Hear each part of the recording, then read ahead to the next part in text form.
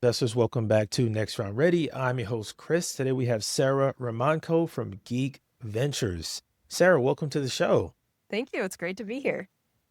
So I'm always excited to hear from investors on do you like investing? Is this something you enjoy doing?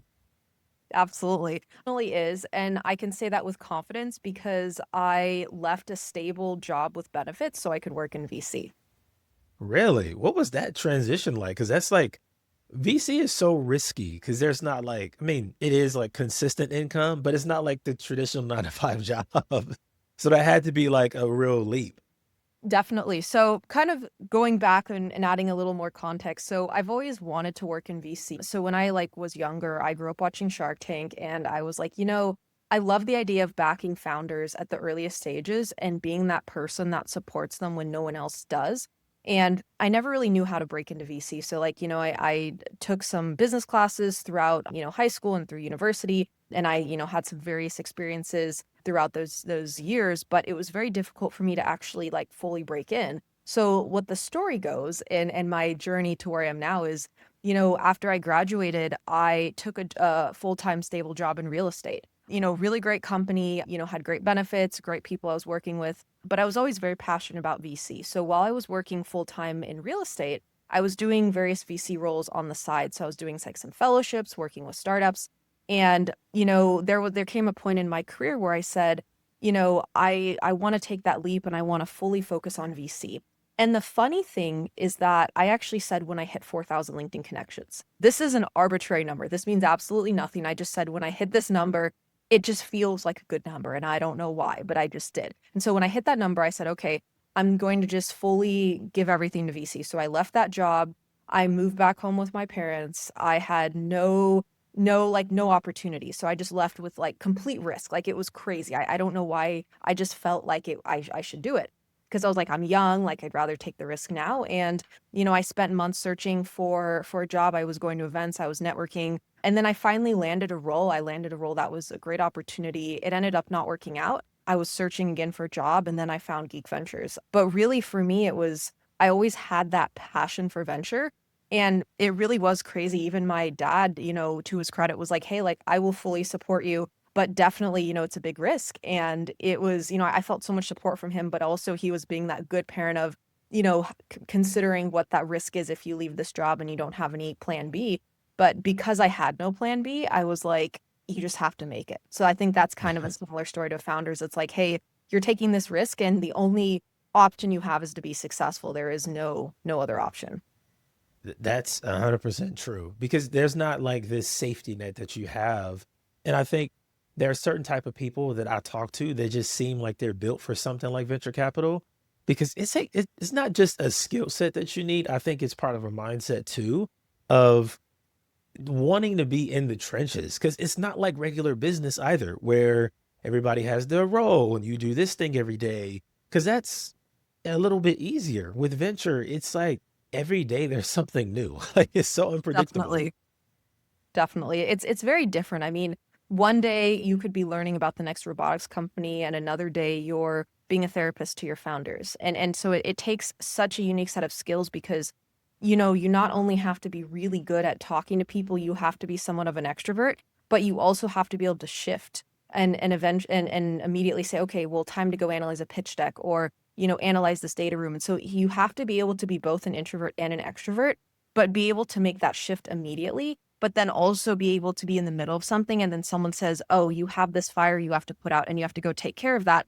And then now with AI, really interesting shift is so for context, I'm not technical, I'm self-taught, so really more of a business person who's just learned different technical areas. And we're learning how to use AI. So we use Claude Code. And, I've been creating different skills to automate my workflows in my day-to-day job. And so now I'm going to saying, okay, how can I learn how to build various things? And so it's really interesting how you have to be able to adapt so rapidly. But the thing that I'm excited about though was that I just loved using Claude. The moment I started using it, I was hooked. like Right? it's Oh, I'm so glad because I was really worried. I was like, well, what if I try to use it and I just hate it because that would be really bad because I think right now if you don't know how to use AI or automate things as a VC, you're really falling behind. And so like I've really been optimizing of like, oh, well, how do I recommend some great founders to investors in our network? Maybe help our founders raise. How do I make sure I don't miss on exciting deals? How do I, set a recurring like reminders to myself or different skills that I create? Like that is just honestly really fun for me. I don't know why, but the moment I started doing it, I was like, this is cool. And I think it's because I love to learn. In my previous real estate job, before there's ChatGPT and we had Claude and all these things to automate, I taught myself SQL. And I had never done SQL before or written SQL. I had no idea what it even was, but I just learned how to do it. And I was like, this is actually really fun. And so I think it's that idea of like, you just get to learn and that's what makes it exciting. And I think that's why a lot of founders, like they enjoy building because it's the idea of you're never doing the same thing. And so that's kind of where that like passion comes from. But then on top of that, it's the idea that I actually get to help founders and share my learnings and help them build something they absolutely love. So I think that's what makes it so exciting. But oh yeah, definitely not, as you said, definitely not a typical 9 to 5. Very, very weird hours. It's interesting. I'd love to hear more about how venture capitalists are using Claude because I think AI is not going anywhere. Like, I don't believe some people have this mindset that they're going to wake up one day and because they protested a data center, that AI isn't going to exist. And I think you're better off learning how to use it and how to adapt with it in whatever it is that you do versus being afraid of it. So for you as a venture capitalist using it for like some of your tasks, what's one of the workflows that you set up that like is saving you the most time right now? Yeah, so I think one that I recently created, and I was actually working on this last night. There's two that I think are really useful and I think is so valuable. It's more of a basic version. I've seen some VCs do more I'd say more complex versions of this, and this is definitely still in the early stages. But let's say we have a founder that we've talked to and we're like, oh, they're such a cool founder. Maybe they're not a fit for us for whatever reason, but we want to help them and we want to introduce them to other founders in our network. I used to do this manually. So I would go through our database and I would say, wow, like who, kind of filter different criteria and say who meets the criteria the founder wants.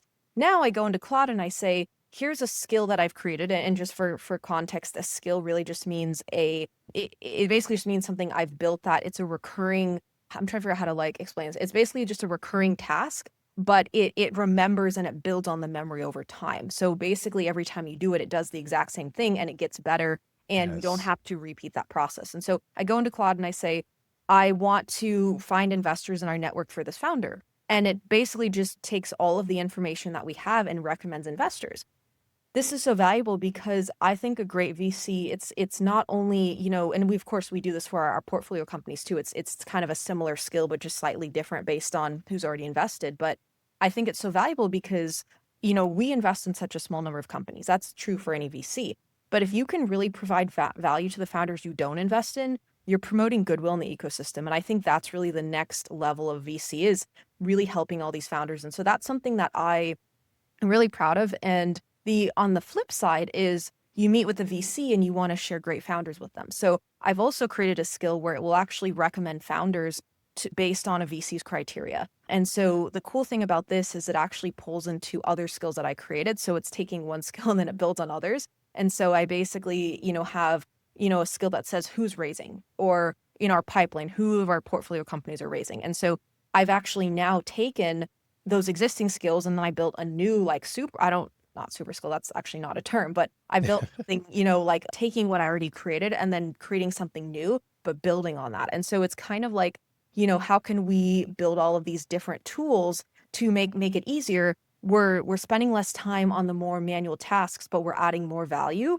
And this gives us more time to be able to actually spend talking to founders and, Yes. building those relationships, which is so important because a lot of VCs, and I see this as VCs right now who are actively trying to break in and they're saying, wow, like the industry's changing. Like, how can I actually break in? Because now I don't only need all those other skills that, I just mentioned, but now I need to know how to be technical. And I say, well, you can be scared of AI, but you just have to know how to use it. It's not replacing you. I mean, there are some tasks that are being replaced, but I'm embracing it because I'm trying to build the tasks that took so much time.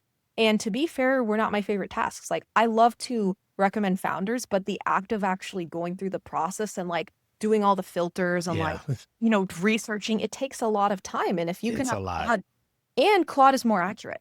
because Right. Claude will actually check against all of the publicly available information, compile that against what we have in our database. So it's actually more accurate too, and you have less upset investors who are like, "Why did you share this deal that's not in my thesis?" You know? So I think it's just a win-win for everybody.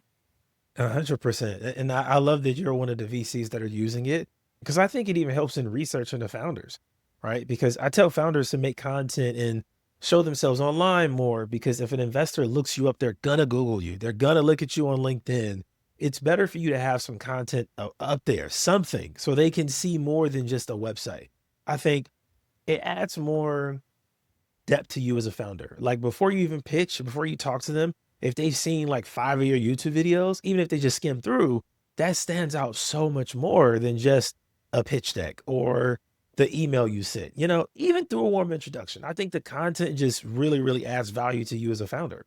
Definitely. It definitely does, and that's why I tell founders, I say, if you can really create a brand presence, like, and this is what I did to break into VC. So I started posting on LinkedIn, and to be fair, I'm not a social media person. This is a very important disclaimer. I don't even have Instagram. It was very hard for me to start posting, but I look at it as a way to help and to really try to show what I guess what my job is really like, and it helps makes me more approachable, I would say, by founders, and just say that, hey, like there's, I'm not just a banker. I think a lot of times founders will be like, wow, this VC has money, so therefore I can pitch them. And I get that. I mean, VCs have to pitch LPs when they fundraise, right? But really focusing on the relationship building, and also we do a lot of cold outbound. So like we will reach out to founders and ask to take calls with them. Like I yesterday was just reaching out to a bunch of founders because I was like, oh, they look really interesting. I want to reach out and talk to them. And we definitely look at their profiles and we see what we can find online. And so, having a good online presence is definitely, really valuable. But of course, building a public is great, but making sure to not over post, right? I think there's also that distinction. Yes, yes. So I got to talk to you about founders now. What are the green flags that you look for? I think this is so important for founders to know. And part of why I love having investors on my show is because founders need to hear more from investors in terms of what they look for, what they actually want before they write that check.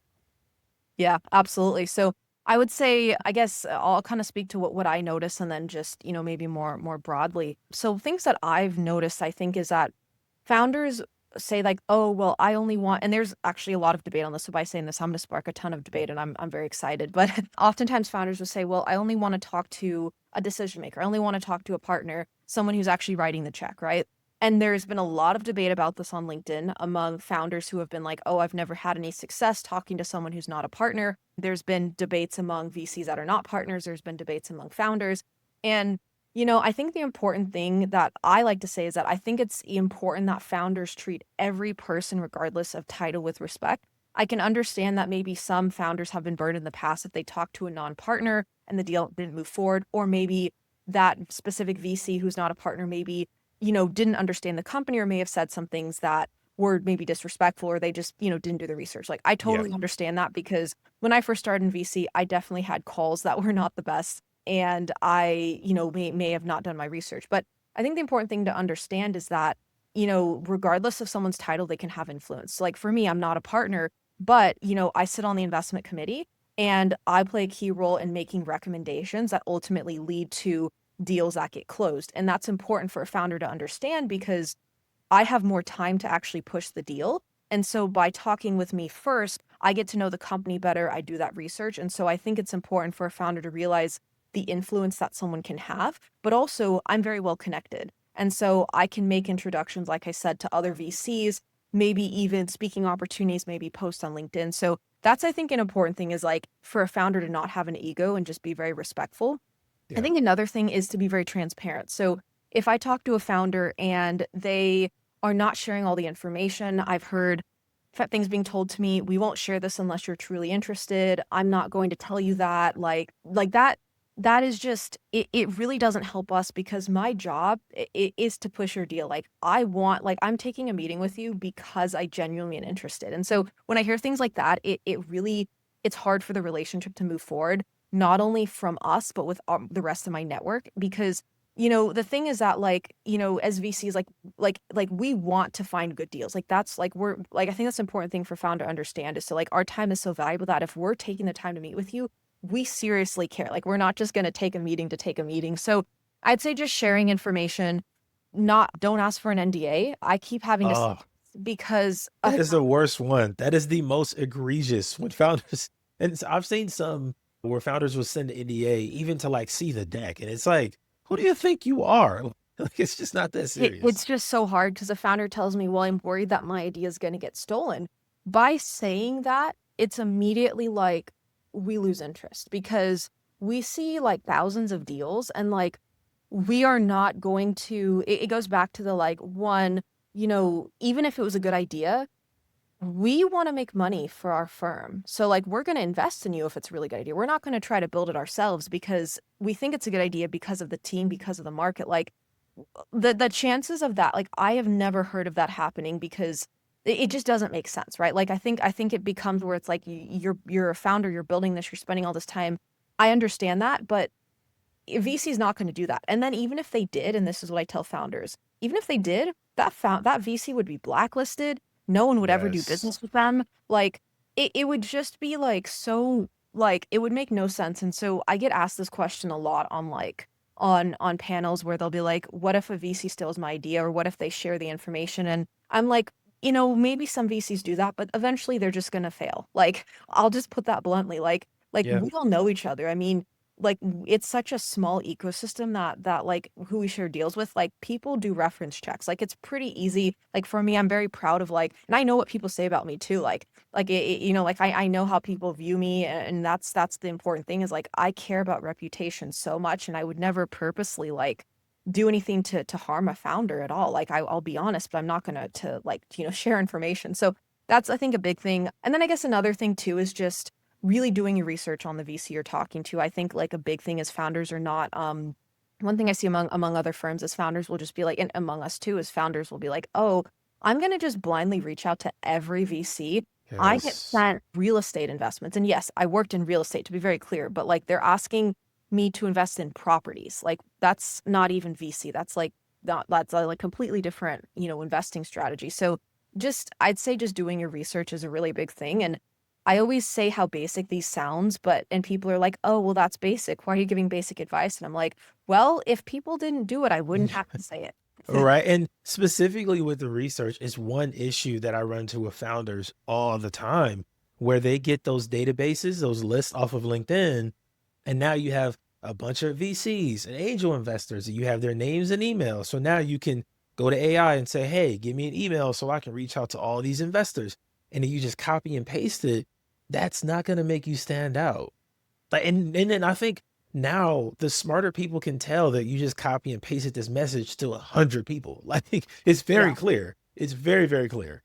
Yeah, and it's frustrating because you can even just like even do simple research in Claude or any other AI tool to say, can you research their thesis too? That's also what shocks me is I'm like, you think that AI would make it easier to have better outreach messages, but it's still the same issue because people are just having Claude basically just write the quote unquote personalized messages, but it's not actually researching the firm. And that's what that skill I mentioned earlier helps create because it's really trying to understand what have been their recent investments? Like, are they actually investing in the space? Like pulling information from calls that I've had with the VCs. And so that's why I think it's just so important, but also like being creative. I think more and more in kind of like, like things that are really good I see in founders is when they're thinking of creative outreach approaches. Like, if they're like, oh, I saw you posted about this, but like they actually read the post, like you can just tell.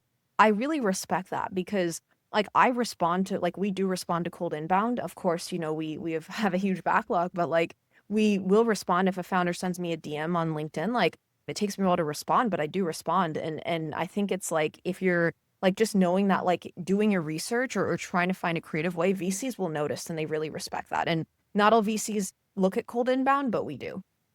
Yeah. And I've talked to a lot of investors who are like, I get 100 messages a week. I'm probably never going to see it. So they don't even look at it because it's just too many, which is understandable. But I don't think enough founders think about things from an investor perspective. It's always from their own perspective as a founder. I'm big on relationships. I think connecting with people, having conversations about things outside of money is where you can build real relationships. Like if you're a founder and every time you talk to an investor, you're trying to get them to write you a check, they probably aren't going to talk to you. like they will just get tired of talking to you. They're not going to take your calls because you're just always pushing them to give you money. And it's not a good position to be in from my perspective. Absolutely. Like, for example, I like a example of a founder I respect. So I talked to a founder right before this recording actually, and she'll probably find out I'm mentioning her and she'll be like, "Oh, I'm so glad she used me as an example." But great founder, like really, really loved our call, to be honest. And, it was really focused on relationship building. And it was very much like, "Hey, can I get your feedback on this?" Like, and of course, you should set expectations before the call if it's more of like a pitching call or feedback call. But the expectations were set beforehand, and she was asking, like, really good questions and, like, really wanting to learn more about us and just asking for some advice, and, like, I really respect founders that do that, like, truly, and I think that it's like, when you have a founder that's, like, or when I meet someone at an event and they're taking their time to, like I remember one founder, she came up to me and she just had all these questions and she wasn't pitching me, and at the end of it, she was like, like, "How do I pitch you?" Which I have no issue with that because you asked me some questions first, like, I really respect it, and so I think, green flags is like you're at an event, you meet a VC, you just say, "Hey, I have a few questions for you.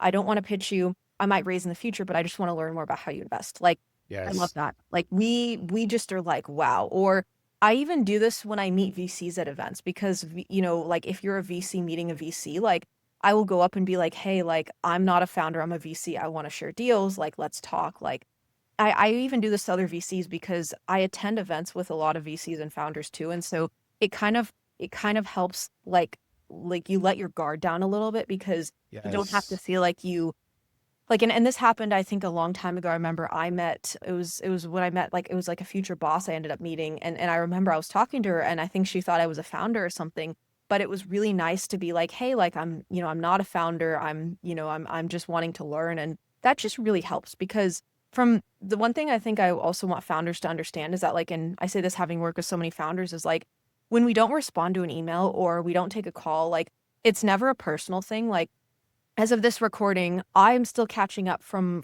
New York Tech Week in June. Oh And yeah. one thing that I always feel bad about is it's like I wanna respond and I just sometimes don't have enough hours in a day, and it doesn't mean that something's not exciting or it's not urgent, like, it's just a matter of in VC, everything is urgent, and so that's something I've been learning too, is it's like, we're not responding because 'cause we're not interested. I mean, some VCs, that's actually true, but at least for me, it's just, "Hey, I just haven't had a chance to look at it because I had some other fire that I had to deal with," and so I think it's also good to know, like, we appreciate follow-ups. Like, if you keep following up with us and it's not too much, like, putting at the top of our inbox, but nice follow-ups, not like, "Why aren't you responding?" Like, 'cause I've gotten that, but just like, "Hey, I would love to follow up," like, because sometimes it does take me a while to respond, and I hate that. Like, if Claude could fix that for me, which I'm in the process of training it to do, would be amazing, but it's still not there yet because it's so specific on responses, and I also don't want things to sound like AI when I respond, and so it's Yeah. a balance. The AI responses are like I even hate when people use the AI text to respond to me because I immediately know it, I can tell. And I'm like, "Don't use AI to respond to me. We're personal, we're talking, we're texting. Don't use AI." Like that just Yes. it bugs me a little bit. Okay, I'm glad we can have this conversation today. I think founders are gonna love this. So what is next for you? What are you excited about for the rest of 2026? Yeah, absolutely. So I think really for me, it's doubling down on meeting some amazing founders, but still finding ways to give back. I think for me, like I love being active in the community, and that's kind of always a core part of who I am. Is kind of goes back to finding ways that we continue helping founders, even if it's on a small scale that we don't invest in, and that's kind of through my speaking events. I also help aspiring VCs, so I recently mentored for VC University. It's like a program to help underrepresented aspiring VCs break into VC. I was actually part of that program, and so I was a mentee, and now I'm coming back. I came back for the last cohort as a mentor. But also just finding some great deals that we can invest in and just, like we focus on AI and robotics companies, and I think, heavily focused on more the robotics angle, but if it's more of an AI company that works too. But I think just finding some amazing founders because it's you never know who you're going to meet and you hear all these inspiring stories, and that's something that just honestly excites me because it's like I genuinely don't know what now I sound like AI because AI uses genuinely, but Yeah. I don't know like what my day is going to look like, and I think that's honestly super exciting. Yeah, I'm with you on that. That's part of what I love about it is it's so unpredictable. Like when my mom or like my family asks me what I'm doing, it's like it could be so many things in one day. Like it's so various. And the only thing consistent for me is that I'm going to talk to founders and I'm going to talk to investors. Outside of that, everything else is always up in the air and it changes, but it's fun. I appreciate being in this position. Sarah, thank you so much for being here, being an amazing guest. Are you open to founders reaching out to you on Yeah. LinkedIn? Absolutely. So, best way to reach out to me, I would say, so I'm very active on LinkedIn. What I always tell founders is I say, just be very clear, like how you heard about me and say, hey, like maybe I watched this podcast or, I saw you online and I can share more information on how to pitch us. We are actively also like accepting inbound as well. So if you're like, hey, I just want to like pitch you, just straight up pitch, like it's just geek.vc/pitch. And I would also say, like, if you're like have other questions, definitely can try to point you in the right direction. So for founders, I have resources. For aspiring VCs, I have resources. And then I also post a ton of events. So, whether it's like kind of for those categories mentioned, but also if you're like a student, which I know is also like, hey, like I want to volunteer at events, like I always see a ton of opportunities. So definitely more than happy to help. I can't talk to everyone. I wish I could, but if I can't talk, I will find a way to help. All right. Thank you again for being here. Absolutely. Thanks so much.